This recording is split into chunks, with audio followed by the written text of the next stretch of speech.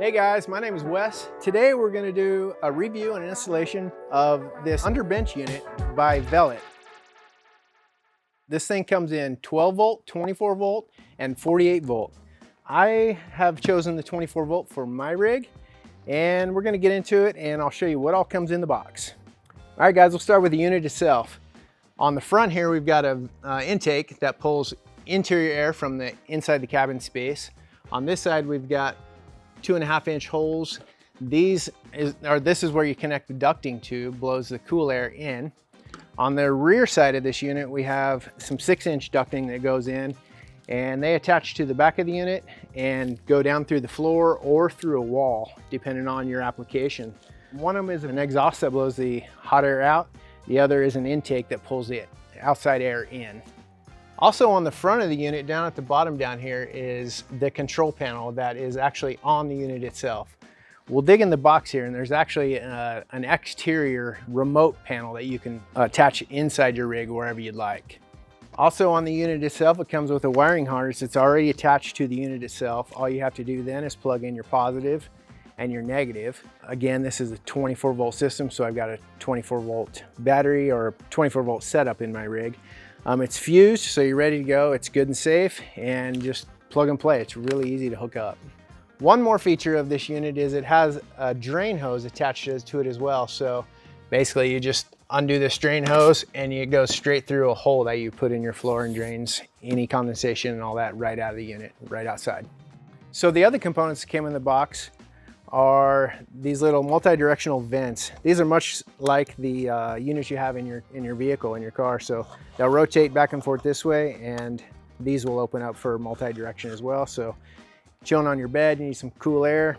It is great for that. Working in the kitchen, you know, whatever the circumstances may be, they're really great. You can aim them wherever you want. Continuing on, we have the intake and exhaust ducting as well. This stuff comes in 6-inch. It's also insulated, so it helps keep the air cool as it's coming through. Yeah, you can attach this to the floor like this from the back side of the unit, or you can attach it to a wall. So just depends on your application.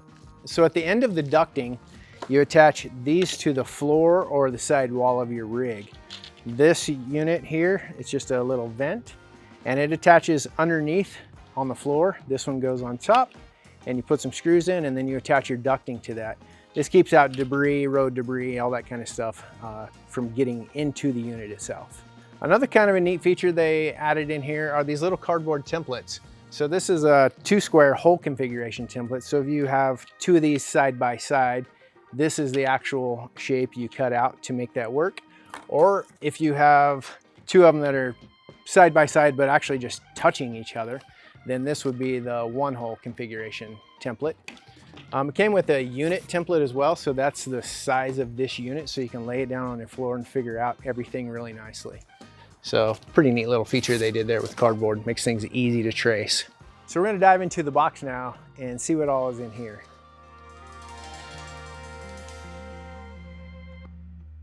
So first thing we have is an instruction booklet. It tells you everything you need to know about this, all the installation, how it all works, all those sweet features right in here. We have this little box here. This box mounts onto your wall. This is for the external control panel. It's an option. You don't have to use it, but it sure is nice, especially if your unit is going to be installed in an exterior storage cabinet or something like that where the face, control panel isn't accessible. So this is a remote panel. This is the wiring harness that comes with it. I'm not sure how long it is, but it looks like roughly 8 foot. We'll find out soon. In this one, we have some little tie down. They're like little mounts that these straps go to help secure this thing down to the floor so it's not bouncing around in your rig. We have some clamps. These are for this ductwork here and for the vents. And then we also have these bigger 6-inch clamps for the bigger ducting here that goes to the vents here. We have a bunch of hardware just for mounting all this stuff, and some zip ties, some little things like that. We have a remote control, so this thing can be operated through remote control as well, which is a really nice feature. And then here we've got some little wire ties, and these are just little mounts. They're wire tie mounts. You can peel a sticky back off, stick it to your wall, and then you can run your wire harness or whatever you need to attach to this. Just keep it nice and secure. And that's about it as far as everything in the box. Let's get to installing this thing. All right, guys, we're getting ready for the install, and I've took the liberty of basically pre-drilling a lot of the holes for the venting and the exhaust vents and intake vents and things like that. Your application will probably be a little bit different than mine, so that's why I went ahead and did this. That way I can just focus on the actual install of how all the components fit and work together. So this is a 2011 Ford E450 ambulance conversion that I've done, and I'm actually installing this in an exterior storage unit. With the venting system on that, it's supposed to draw in air from the cabin, so I've drilled 4 big holes over here that it will be able to suck in the interior cabin air into the unit itself and then re-put that back in as cold air. And so in doing so, with putting the holes like that, it's drawn in the inner cabin air. Once these doors are sealed, this space actually kind of then becomes an interior space because it is able to pull cabin air in and not external air into the space. So I went ahead and attached the mounting points for these straps. And what I'm going to do is go ahead and grab the unit and bring it in here and install it and run the straps around and secure it into place.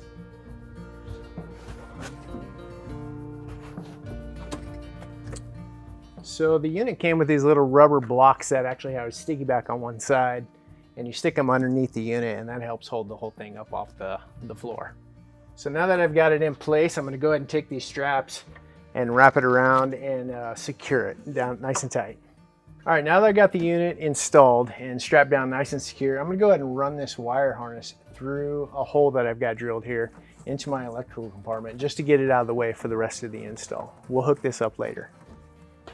I'm gonna also put in the drain tube and run it through the floor too. I've pre-drilled a hole for that too, so I'll just install that through the hole here. And it's really long, it's probably touching the floor, so I'll go ahead and trim that off just a bit later. And I'll put some sealant around the hole there to keep water from coming up into the compartment.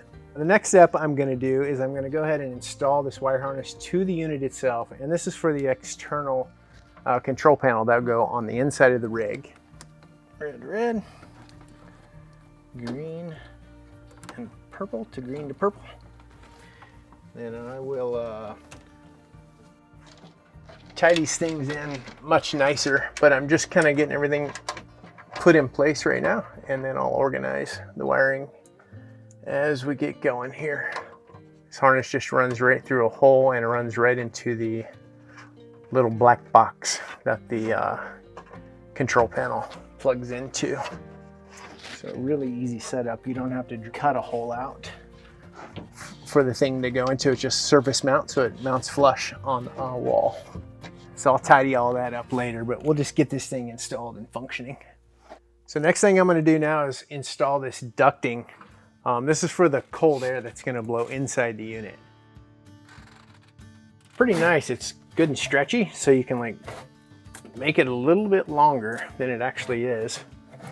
And it comes with these little clamps here, little hose clamps. So you put those on first, of course, and then attach it to the unit itself. All right, there's one. Go ahead and screw that down in place. All right, got one in. Put the other one in.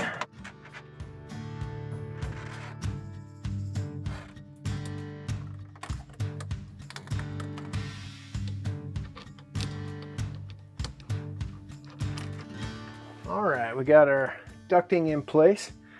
Now what we'll do is we'll run inside and we'll install multi-directional vents. Get those installed. Those go through a hole, and this is on the back side and captures it and spins on and then pinches between your wall thickness to hold it in place. All right, so the cool thing about this unit, it's supposed to be an underbench unit, or in this case, it fits in an exterior storage compartment. But the cool thing is these hoses are long enough that you can stretch them out if it's under a bed or whatever. You can have one come out from your bed, maybe run around to another wall or something, and have 2 different outlets coming in that have cool air. Same with the external control panel. That roughly is about an 8-foot cord or cable, and you can run that, you know, put it about anywhere you want in your rig, as long as it'll reach, of course.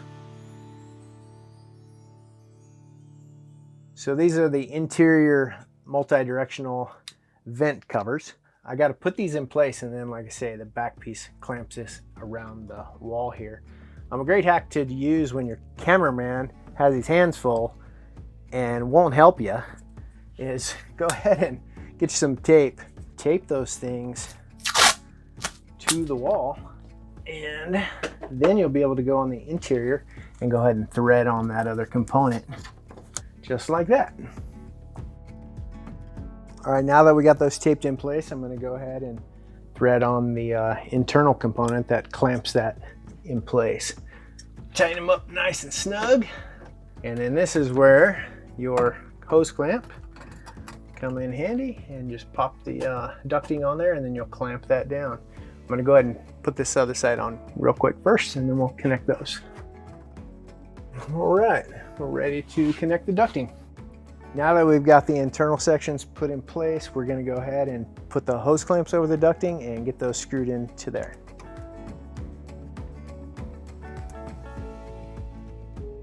Nice and snug. I'll have to just secure these to the wall. Get some little clamps and secure those for the final fitment of everything. All right, I'll go ahead and secure this one as well. Left-handed on this one. Heck, I think I'm doing better.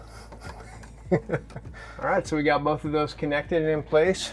From here, we'll go ahead and move on to the exhaust and the intake 6-inch venting. All right, so what I'm doing now is just sorting through some of this hardware that came in the baggie to attach all this stuff. And it's pretty cool. It came with a really nice assortment of different length fasteners, just depending on your application. You know, it might be thicker walled than thinner. So for me, I'm going to use these right here. These are little stainless self-tappers, and those will work out really great. Cool thing is, yeah, they added a bunch of stainless stuff along with just standard galvanized stuff as well. So great options. All right, so what I'm going to do now is attach these vents on the bottom of the rig itself. I'm going to use a product called Sikaflex 221. This is a really great sealant. We use it in the shop all the time for roof raises on the buses that we do here. And it's kind of a sealant and a glue, so it's very good product. And basically what I'm gonna do is seal around the edges and then pop this underneath and attach it. So these are meant to go side by side, but one thing you need to consider is the way that the direction of your venting goes. So I've got this vent facing that way, and I got that vent there facing the other way. So intake air will come in this way and exhaust will go out that way. You don't want to reverse these and have your exhaust air going right into your intake air, because it'll draw that air, the warm air, back into the unit. You want to oppose those. All right, so in my application here, I've put these through the floor. These are also meant to go through a wall, but for me, I'm going to go ahead and put them on the floor here. So this little vent will go up underneath like this, and then I've got the top section here. Screws go through that and through the lower unit.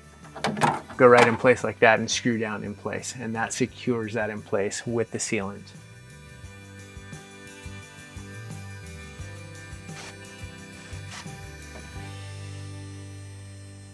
All right, we got the vents installed on the bottom of the rig now, and now we can attach the ductwork that attaches from the unit to the vents themselves. And we'll use these 6-inch hose clamps to secure everything. It's nice to kind of put these in place ahead of time, kind of get your orientation correctly on your bolts here, and then snug them down just a little bit on here so you don't have to fight so much doing it. All right, got all the ducting in place. Next step we'll do now is we'll go ahead and go in the electrical compartment here and hook up the power. This unit is fused right here already on the positive side.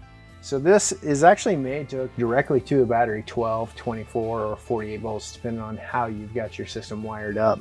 For me, I'm doing a 24 volt system, so I've got the wires, or the batteries wired together, and they're hooking up to this distribution block right here. All right, so what we're gonna do now is hook up the external control panel. And I've opted to just mount this inside of my cabinet here. Basically, I will have a remote control in here that I'll be able to use. So I opted just to put it in here rather than external. And this is just a surface mount, so it's very easy to install.